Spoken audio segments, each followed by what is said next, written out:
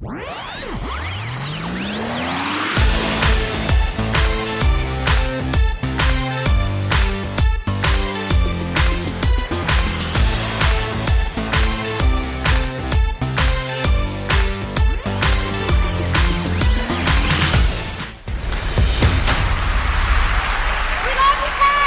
this. I'm told that 20 million people are supposed to watch as we take our vows. They say if you want something different, you have to do something different. Why not? Yes. I'll marry you. You. Well, you never know what you're missing until you try it, right? Or something? Anyway.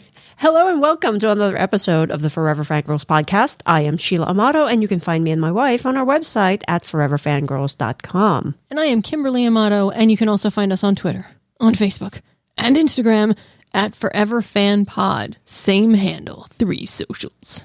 We are your hosts, and we're glad you can join us. Yeah, and today we're going to be discussing a film that launched in theaters as well as streaming on Peacock TV. It's titled Marry Me, and it stars Jennifer Lopez, J-Lo, and Owen Wilson. And as always, spoilers are ahead, so if you have not seen Marry Me yet, please be aware that we will be talking about major plot points. So pause us, watch the film, and then come back to our discussion. I started the music early. Yes, you did. I'm sorry. What was that about? I thought I love you. Mm-hmm. Anyway, the movie was released on February 11th, 2022. It was just in time for Valentine's Day. You know, this year's Valentine's Day was really odd for me. Why was it odd? Because I didn't even realize it was Valentine's Day, maybe because it was Monday. And I was actually in a Zoom meeting when someone said Happy Valentine's Day to all, and I'm like, oh, wow. It is Valentine's Day. Yeah, I'm going to read this line that my wife wrote in our little doodle. You always tell me that. Well, every day is Valentine's Day with you. And yes, I do say that to you all the time, and it's rather cheesy and corny, but... So, because I put it there because you always say it, why are you doing it that now? It has to be a spur-of-the-moment thing. Are you serious right now? You just totally ruined the romantic thing out there.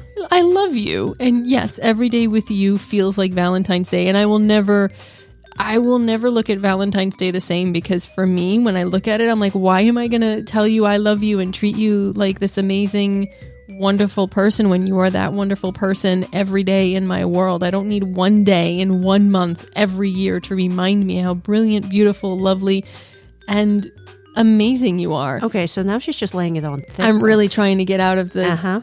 Do you see what this is going? Yeah? I'm shoveling. Is it working? No, it's not. So anyway, let's just go and talk about this lovely rom-com. Marry Me, shall we? I love you. Go ahead. All right, so from IMDb, music superstars Kat Valdez and Bastien are getting married before a global audience of fans. But when Kat learns, seconds before her vows, that Bastien has been unfaithful, she decides to marry Charlie, a stranger in the crowd, instead.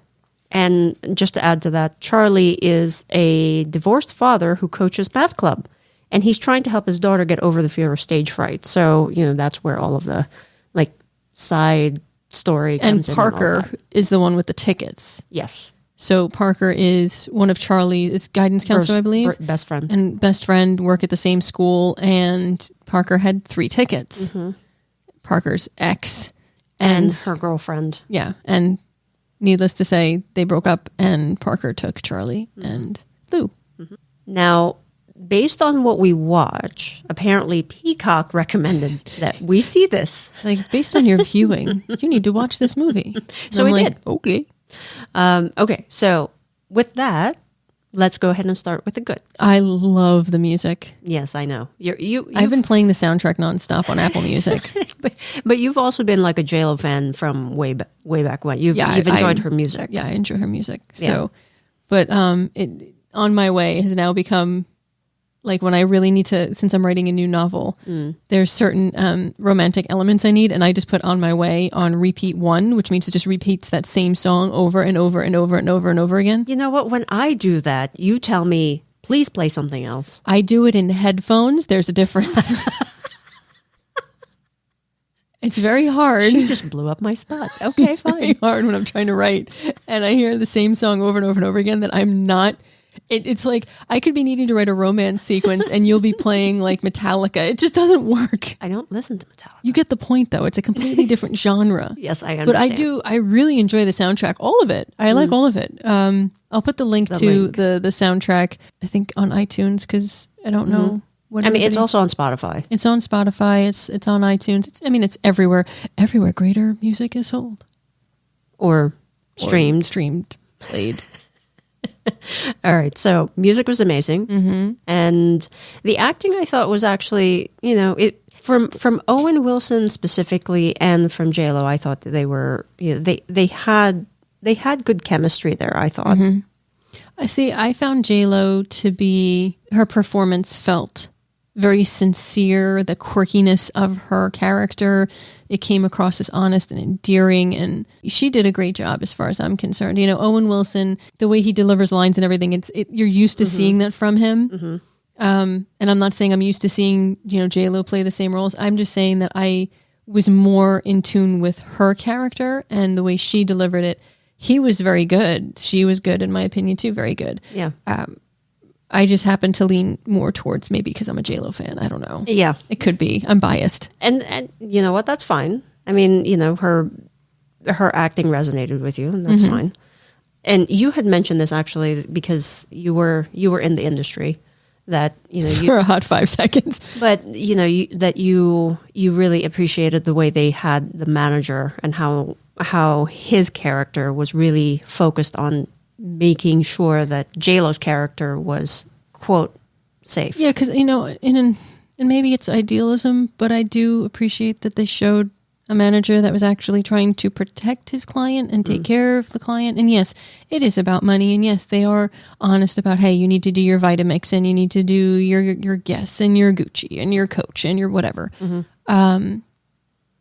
Because that makes them money too, let's be honest. But it was nice to see where he was like hiding his phone and he's more like, hey, it might not be true because he knows she cares about Bastien a great deal. Or at the end where he like whips out 2 checks and he's like, this one's made out to the school. Yeah. And Charlie's like, yeah, I don't care. I'm like, but your prenup doesn't go into effect until you take it. Right. And Charlie's like, what do you think of me? And I understand that point. As a person, you sit there and go, how bad do you think of me? But in the same token, the manager they're protecting their person. And that's why he says, we were rooting for you. The world and me were rooting for you. We wanted you to win. It didn't work out, but you need to take this now because, And, that brings a fact that everything, when emotions are involved, sometimes it gets muddy. So having something in writing before all of the stuff gets muddy. Well, in her case, I think it was slightly after everything. Before they filed. No, she said we haven't filed the paperwork. Technically, it didn't exist. So yeah, you're right. Right. So it's just that when it's in black and white, it's harder to argue. It was just nice seeing a little more like the best friend manager. We're not just a manager trying to like run the client into the ground. Business, yeah. And also I'm, again, a little bit biased because it was John Bradley, Game of Thrones. Yeah. Every time we see a thing, you're like, oh, he was in Game of Thrones. I'm like, okay. Yeah. So like no reference here. And just, I know you mentioned Owen Wilson, but this is going to sound so bad and I'm going to link it in our show notes. But every single time I see Owen Wilson, all I can think about is Tom Hiddleston doing Owen Wilson as Loki from Asgard. Oh my goodness. It is the greatest impression I've ever seen. And I couldn't stop saying, I'm Loki from Asgard. Oh my goodness. Yes, you're going to have to link that. Humans just need to understand their place. See, for me though, because he was so goofy, I can actually buy that he was a mathlete. Really? That's where I went. It was like, yeah, wow. I can see him as an actual teacher teaching math. Because he's like just geeky that way. Shout out to math teachers, because without my math teachers, and my aunt's also a math teacher, without her extra help, I never would have gotten through high school. And shout out to our friend Leah, who's a math teacher. She's awesome. Mm-hmm. Yeah, she is. Kudos to math teachers. Math is hard. For me, it really was. Anyway. So who else in the cast? Sarah Silverman, who plays Parker. I mean, yes, she was the comedic relief, but it was just her lines, especially like towards the end there, the end credit scene when J-Lo's character was actually in Peoria. It was just, I thought she stole the scene there. It was just very. What, where she's like, cool. I'm fading to black, or I'm passing out right now, or something like that? No, when she was saying, my best friend can't go back and forth. Oh, so not when she got off the plane at the airport. Yeah. It was just very endearing. It's like, okay, yeah, very cool. I didn't think they used her enough, but I mean, I could understand why. They used her where they needed her. Yeah, I think what she did with what little she had was fun. During the school dance, right? Oh, yeah. She's like, I love you, Cat. She's like, yeah, Parker, hi. Or, just having all cell of phones. The students hide their cell phones. Out of respect. Yeah, there were little things where, and I guess this is why I wish they used her more, but I didn't mind, is because they turned around and they make it feel like that really good best friend. You don't have to be around them 24/7, but they're just there when you really need them. And it's as if no time has passed. Yep. Chloe Coleman. She's so cute. Was adorable. And, Maluma as the bad boy. Well, yeah, you can really see that he was the bad boy. Well, the bad boy in the film. I love his voice, like when he sings. Yeah, with that duet that they did. Marry Me. But even when you listen to the soundtrack, he has individual songs on his own, and the titles elude me at the moment. But he really, it's like I found myself clicking into other music he's done. So should we move into the themes? Sure. Go ahead. Love is where you least expect it to be, find you, or what have you. I know I've mentioned time and time again where Sheila and I met. We met in a convention. In Pennsylvania. But here's the cute part. Sheila was born in the Philippines. She came to California, lived and grew up in Kentucky, went back to California, came to New York for Columbia University, went to Pennsylvania to a convention and met me. I've lived in New York. I've gone to school in New York. And I went to Pennsylvania, but I don't think our relationship would have even gotten off the ground because you were in the city and I was in Long Island. And even though, let's be honest, it's not that far a distance and people be like, oh my God, what's wrong with you? But to get into the city, I always had to worry about what train I could get home constantly. It's like, because if I miss that one train, I'm stuck there. If I miss the 2 a.m. train, I'm stuck till 4 or 5 a.m. waiting for a train out. Right. So, the thing is also, I happened to be going to John Jay College of Criminal Justice, getting my master's degree, and you lived in the city, and it was perfect. Right. And the thing that always really got me was that we were not supposed to be at that convention. You were not originally going to go, and I was definitely not going to go. And we had friends who said, you know what? We have spare need a tickets. break. Just go. Yeah. You come with us. And that's what happened. And I was like, oh, all right. Now, what would have happened? What if, right? Well, either one of us didn't go. I credit our friend. I credit our friend Laura for me even going because she knew I was going through some stuff, and she just turned around and said, "Hey, I have an extra ticket." Or her friend had an extra ticket. Do you want to go? And all I had to do was pay my ticket. They had the room, they had everything, and I still paid my way. But the idea is everything was already in place. I just had to join and pay my share. I was like, sure, why not? And we didn't even. The funny thing is that convention, I didn't even have a ticket for Saturday. I only had a ticket for that Sunday. And I saw you Saturday night, but I was like, it's a big convention. I'm not going to. And then you were literally everywhere I went on Sunday. I saw you. So that is why I say love will find you. The universe has basically got its own plan. And the one thing I liked about this is if you just take a chance and you jump when an opportunity presents itself and, don't be creepy about it. I guess that's the key, right? It has to be consenting. And consenting, please. Between two consenting adults. It's just one of those things where if you're willing to take a risk, there are things that in love can find you. That's all. Mm-hmm. And I think that's why, people keep trying, right? Because when you do find it, it really is like absolutely worth it. And that's J-Lo's character in this movie, right? She kept trying, and she even said in one of her lines that she believes in marriage. even though, with Owen, or Owen's character, it's Charlie, it's the fourth marriage for her. So, I guess hope springs eternal, right? Yeah. There's always hope there.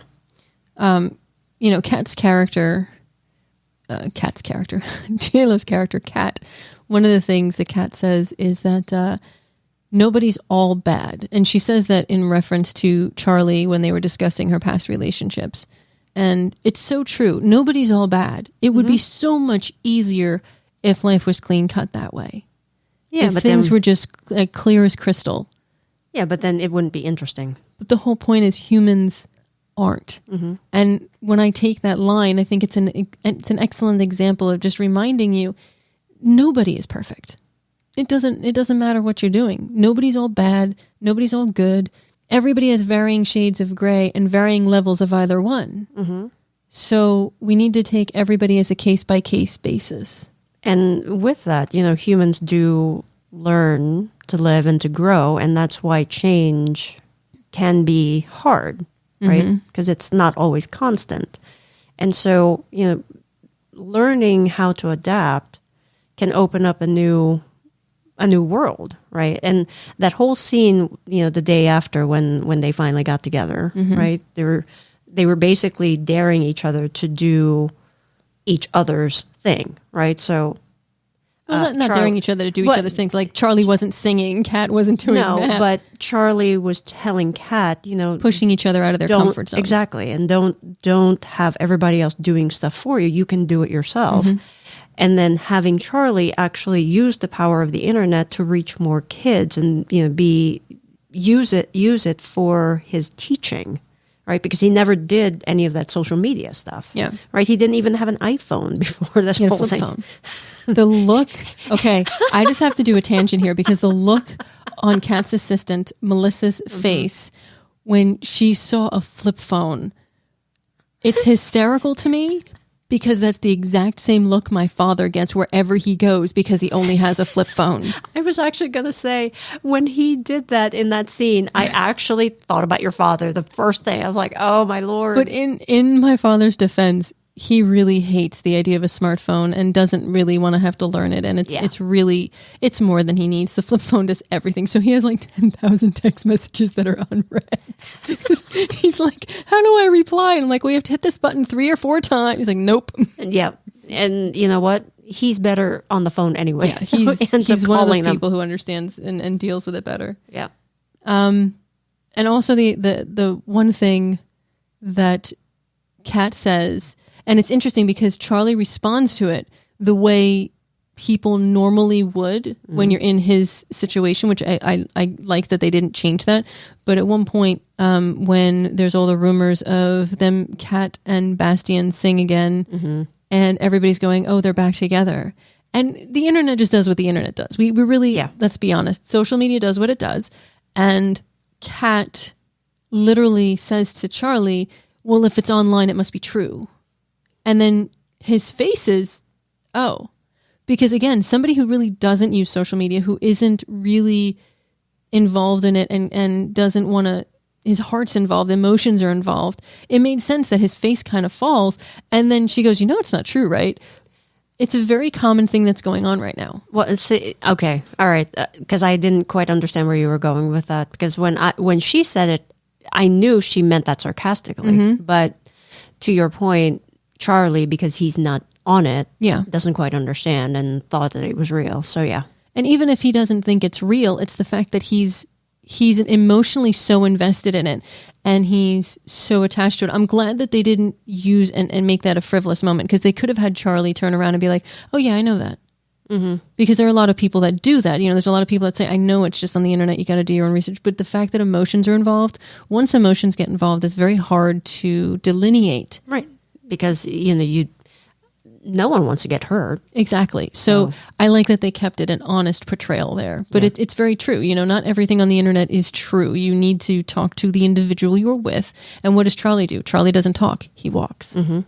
Yeah.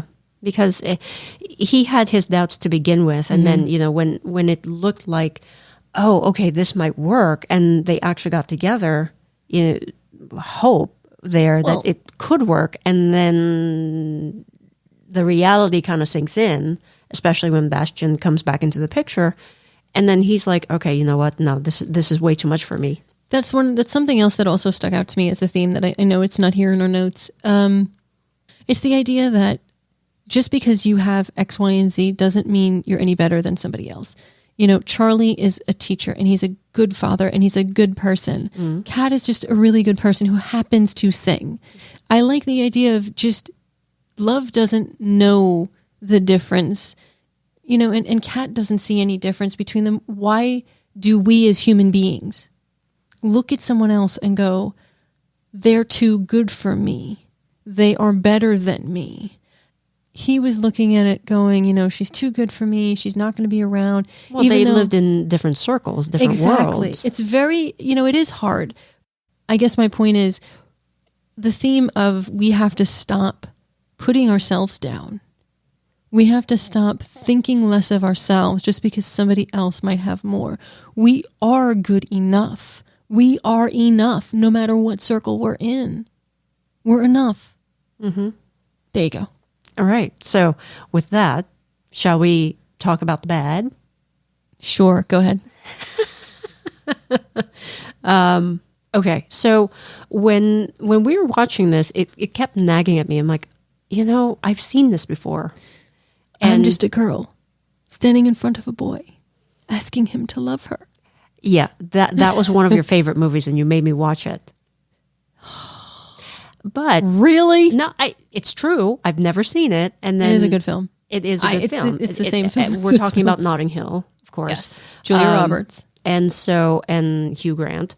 And so, you know, I was like, yes, that's what it was. Because it was just nagging me. And when you said it, like, that's it. That's it. Not as great a soundtrack, but a pretty darn good one. Yeah. It was, so because it reminded me of that, and I don't know, maybe because I saw Notting Hill first, to me, you had to. Notting Hill came out in 1999, I think. That's true. Not where I was going, though. What I meant to say was that, you know, to me, Notting Hill seemed to be executed a little better than I think this. The difference is it seemed somewhat choppy. And the thing is, okay, I have to slow my roll for a second. Every now and again, they would switch to the social media live feeds on like an Instagram and the cameras would shift around. And I completely liked that they did that because they were trying to show you how busy and how chaotic Kat's life is and how 24/7 of her life really is being documented and live streamed and shared. And yet Kat still says, they think they know me. Well, yeah. So she's really, in essence, when she's with him, she's herself. When she's somewhere else, even though there might be a grain of who she is, but she really is documenting all of this stuff, especially when she goes live. There's a hair that might be on, so to speak. Well, yeah, you're in front of a camera. But because they did that to show her life being chaotic and streamed and modern use and everything, it felt slightly jumpier. And I think that might have been the difference. It's smoother in Notting Hill. I don't know that it was that necessarily. I think that the story itself, and maybe some of the dialogue was just not, I don't know how to explain it really. It felt clunky? It wasn't, it's like a Marvel versus DC movie. That's the only way I can try to explain it. Okay, but wait. Slow that for a second because I haven't really come across a DC film that I thoroughly... Well, no, I liked... No. Did I? Have I? We liked The Suicide Squad, and we liked the other one with... oh my gosh. What is the title of that movie? With... Harley Quinn? Harley Quinn, yes. The fabulously long title? Yes, that one. All right, yeah, no. Okay, so we have seen 2 DC movies but notice one thing about them. We both like Harley Quinn. But you're right. In essence, you're right. It's not that it's a bad movie. It's just not Marvel level. Right. So that makes sense. That's what I'm trying to explain. So it's good. It's just not quite Notting Hill level. Right. Okay. That's fine. For me, one thing I actually pointed out to you that was disturbing in a bit. Every now and again, because I like to watch the background, especially because they had the Instagram feeds and all this other stuff. You wanted to see the comments that were popping, so your eye would be drawn to the side for a second because I'd want to see what the comments would be. Oh, see, I on the phones. Oh, see, I loved that. I was loving reading the comments. And I thought that was cute, but every now and again, the bottom screen would warp. Like there was a fisheye lens that they flattened out. Yeah. And it was weird, but it completely, I was like, oh, there it is again. Oh, it was random. Yeah, I noticed it, and that actually threw me off. I'm like, wait, this is supposed to be, like a major motion picture. And it had a weird lens thing. Yeah. And it was pretty obvious in certain sequences when you're looking to the side. It is obvious. I don't know if they do that normally and they flatten. I mean, I have no idea. I don't know either, but I mean, for me, who doesn't look at the side things, to notice that it was a little warped, then is very odd. Yeah. So that was the thing that was jarring to me. And okay, I have to explain this because I could be wrong. And if I'm wrong, that's why it's like, it's not 100% bad. It's just I don't understand. The timeline of the relationship, I couldn't follow. So, and let me clarify, because I don't mean Charlie and Kat. I mean the relationships Kat has had. When Charlie and Kat are in his apartment for the very first time, and he says, you still believe in marriage, even though you've been married 6 times? And she goes, no, 3. Well, 4. This one is 4. And says that Charlie is number 4. But then they're walking Tank outside before he takes his power nap. And she says she met Bastien after she broke up with husband 2 because husband 2 did something and then released a sex tape. That to me implies that Bastien would be husband number 3 because there's no clarification that she married somebody else in between. So if Bastien is number 3 and they never got married, isn't Charlie number 3, not number 4? I didn't actually I don't remember her saying that. I just remember them talking about that. It might be too nitpicky. It probably is, because I'm like, okay, the thing that I got from that, the takeaway for me was that she kept trying. She's trying to find that spark, that love. I delved too deep into things. And it's fine. I mean, the fact that she did hold that thing that said sing, to me was like a reminder, even though Bastien gave it to her, it's more for her to really know, okay, you know what? You're good enough, like what you were saying earlier. Well, that going along with that, just a little positive note, even Kat says, I've never been nominated for anything. It didn't, in him saying that sing thing, it's like, it doesn't matter. You are enough. Your music is beautiful. It doesn't matter what other people think in awards and whatnot. None of that matters. Is it beautiful and wonderful and amazing to get one? Sure. But at the end of the day, it's the validation, but who validates you? Truth be told, in the end of all of this, you have millions upon millions upon millions of fans who know your name, who buy your music. Isn't that validation enough? If somebody loves you with their whole heart and mind and being, that should be validating enough. And I can say with massive certainty, I still have insecurities, even though you give me that validation, because validation also needs to come from me. Yeah. But I can always help you with that. Yes. So it's all good. Cheating is never a good thing. Yeah. I put that in the bad because you went there, huh? I did. It's not nice. No, it's never a good thing, especially if you're about to get married. Yeah. Really? So don't even get married then. Let's go to the cute, shall we? The cute. At the very, very end, and you blink and you miss it, after the remix of Marry Me starts, and you see Kat dancing, the credits are rolling, and she's sitting on a piano and recording a song or something. I don't think she's recording, but it might be preparing for a live concert.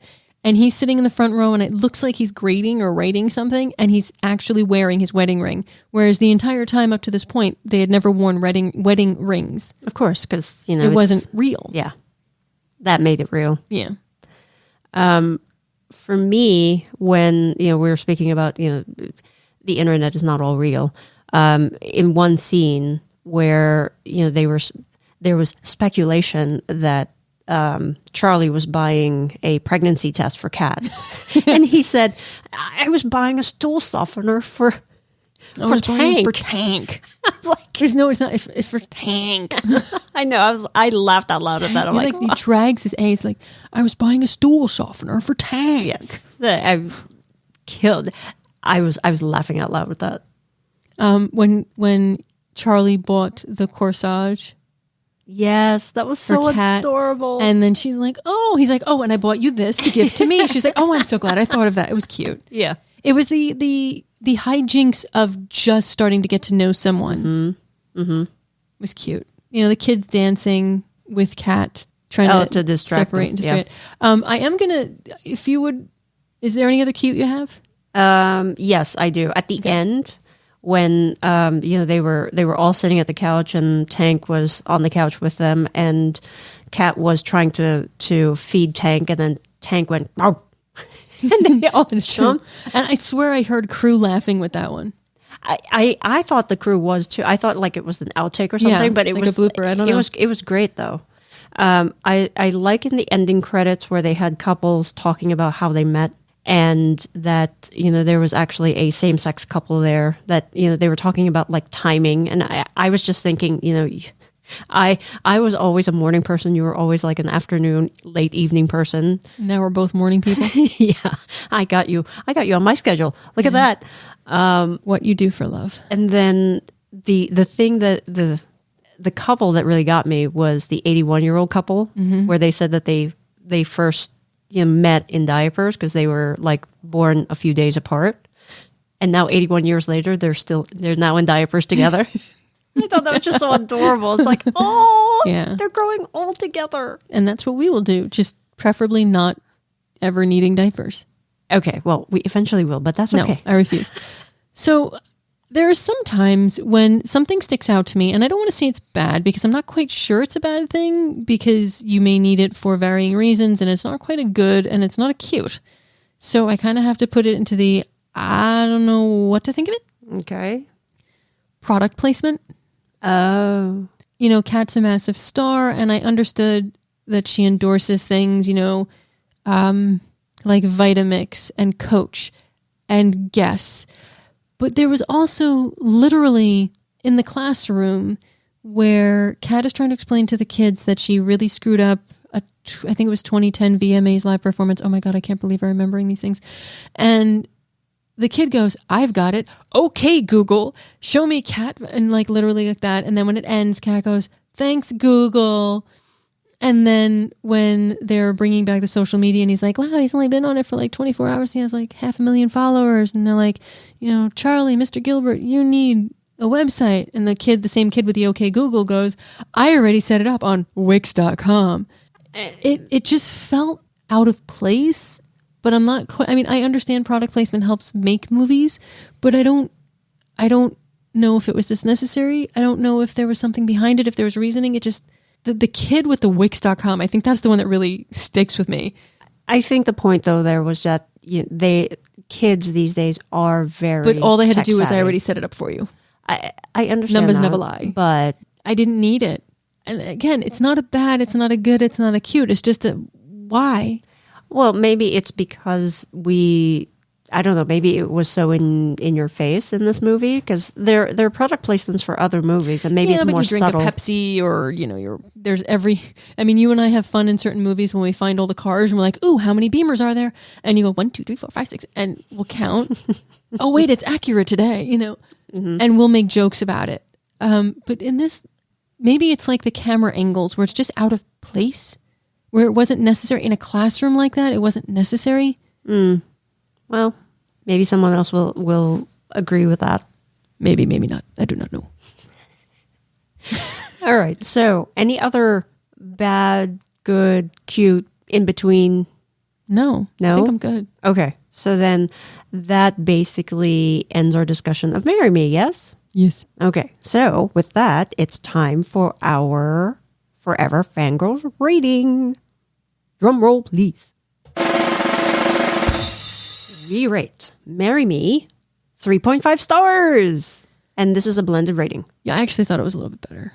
I gave it a 4. Yeah, I worry about the day we get a 3.25. I'm gonna be like, how the heck am I gonna?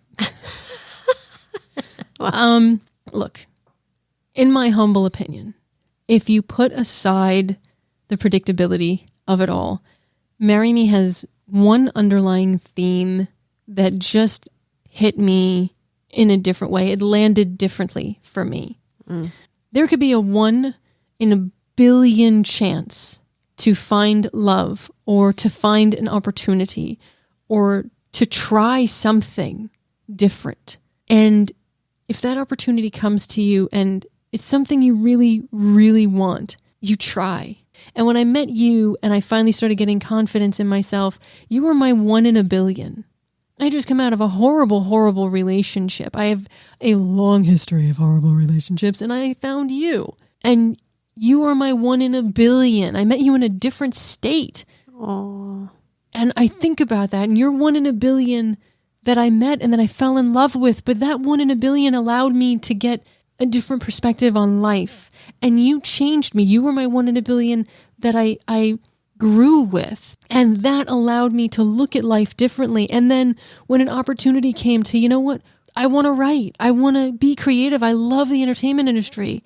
The opportunity to self-publish all of a sudden started showing up. And I was like, no, I'm scared.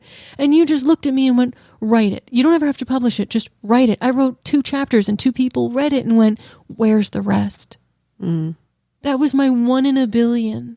And no, I'm not a millionaire and I'm not making tons of money off every book, but I'm happier because I'm trying. You take a risk.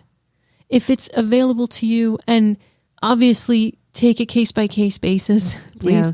But it's the idea that have faith in yourself to make the right decision and don't allow fear to hold you back.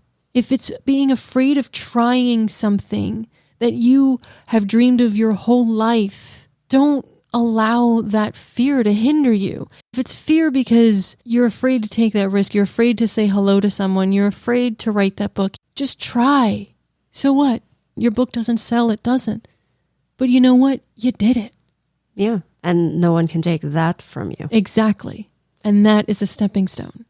So that is why I thought the film was a little bit better. When you said, fear holds you back, my email actually has this little tagline that I've heard very recently, and I was like, oh my gosh, that's like words to live by. And it's that, fear does not prevent death, it prevents life. And so it's exactly that, right? Yeah. If you don't try, nothing will ever happen to you. Like Kat says, when Charlie keeps trying to tell her that marriage fails, and when you get to the second marriage, it's even higher, greater failure, and so on and so forth. And she says, well, if 48% fail, it's still 52% that succeed. Yeah. It's looking at it the different way. Sometimes it's just how you look at it. It's a hard thing to do, to take a chance. It's a hard, sometimes impossible feeling of looking at a thing in a different perspective. But you know what? Sometimes if you sit in a problem long enough, the answer will find you. Yeah. My wife is such a romantic, and I don't think I can follow that at all. But I'm going to try. Because I'm sorry. So the film didn't hit me quite the same way it did you. For me, it was a very cute film. And yes, it was very predictable. You actually figured out a lot of the plot twists. And I was leaning over when she surprises. She's going to write on this. She's going to do this. And I'm like, she's going to do that. Really? Why am I watching this film then? But, it did remind me very much of Notting Hill. And it's not the same level, but that said, it's still a pretty good watch on a Friday night date night right before Valentine's Day. And so that's why I'm like, yeah, give it a shot. And plus the music's really good. So yeah, the music is good. So you good with everything? Yeah, like I said, I couldn't really follow I'm that. so sorry. That's okay. That's okay. I want you to know my wife gives me the notes and she's like, okay, this is what we discussed. And I'm looking at the notes and I'm like, I'm totally going to say something different here. That's totally fine. But anyway, that is going to be our show for today, folks. Thank you so much for joining us. Were there any key points that we missed? Was there any comments or anything else? Do us a favor and leave us a message at speakpipe.com/Forever Fangirls podcast. And if you're listening to this podcast on your smartphone, I need a new mouth. I'm so sorry. Be sure to hit that little subscribe button so you don't miss any episode, and rate, review if you've got a moment. Until next time, stay safe. Be kind and remember, as Kat says, someone told me that if you sit in a question long enough, the answer finds you. And the answer is, I don't want to keep making the same mistakes over and over. I want something different.